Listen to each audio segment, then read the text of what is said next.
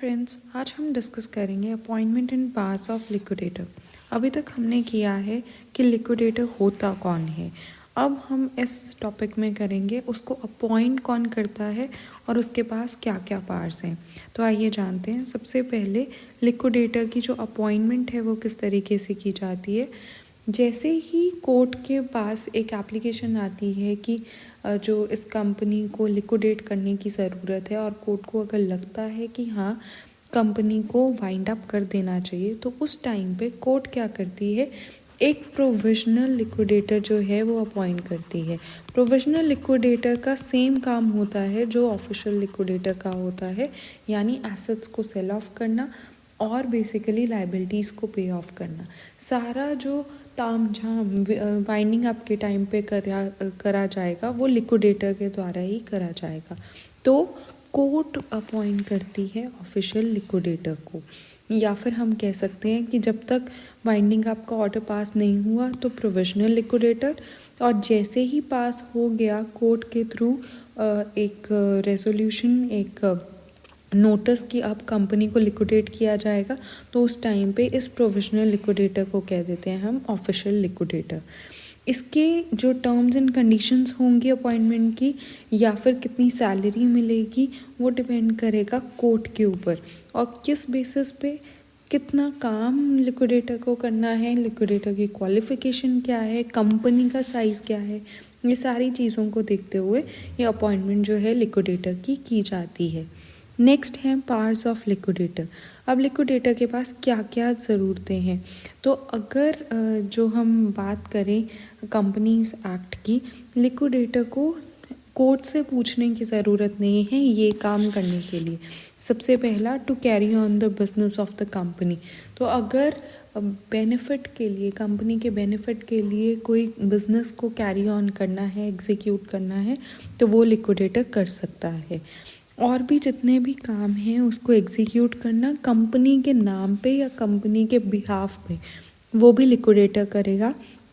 जितनी भी immovable property है, मूवेबल प्रॉपर्टी है, वो सब सेल करना लिक्विडेटर के हाथ में है। अगर ज़रूरत पड़ती है एसेट्स की सिक्योरिटी के लिए पैसे रेज करने की, तो वो भी लिक्विडेटर करेगा। अगर कोई भी केस पेंडिंग है कंपनी के अगेंस्ट, तो उसको डिफेंड करना भी लिक्विडेटर का काम है। और किसी पर्सन के ऊपर अगर ज़रूरत पड़ती है तो कंपनी के बिहाफ पे केस इंस्टीट्यूट करना भी लिक्विडेटर का काम है।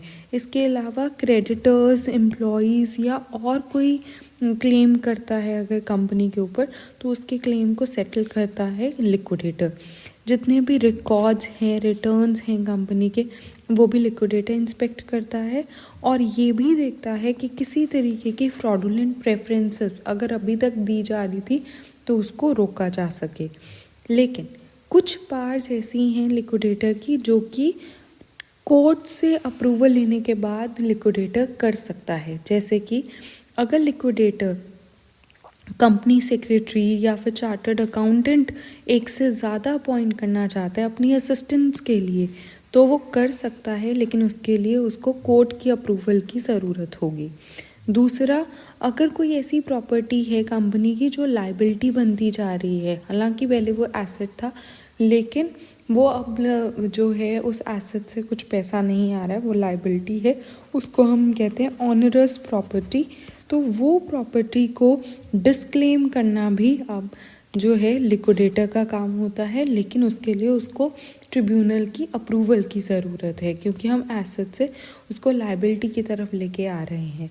देन कई अगर क्रेडिटर्स को आप पे ऑफ कर रहे हो लेकिन बाकियों को आपके पास पे करने के लिए पैसा नहीं है, तो कुछ क्लास ऑफ क्रेडिटर्स को पे किया जा रहा है और कुछ को कॉम्प्रोमाइज़ किया जा रहा है, तो उसके लिए भी कोर्ट की अप्रूवल की ज़रूरत होती है। देन कुछ कॉल्स अगर आपने करनी है लेकिन आप नहीं कर पा रहे हो, यानी लिक्विडेटर नहीं कर पा रहा है, डेट जो है वो पे ऑफ नहीं कर पा रहा है, या कुछ लाइबिलिटीज़ पे ऑफ नहीं करी जा रही हैं, वो भी ट्रिब्यूनल की अप्रूवल लेने के बाद जो लिक्विडेटर है उनके अगर पैसे नहीं भी देता तो भी चल जाता है। तो ये पार्ट्स हैं जो लिक्विडेटर को after taking the approval from tribunal मिलती हैं। तो ये था अपॉइंटमेंट ऑफ लिक्विडेटर और उसकी पार्ट्स। Thank you. ऐसे ही कंपनी लॉ के बाकी वीडियोस के लिए सब्सक्राइब कीजिए बिजनेस टेल्स को।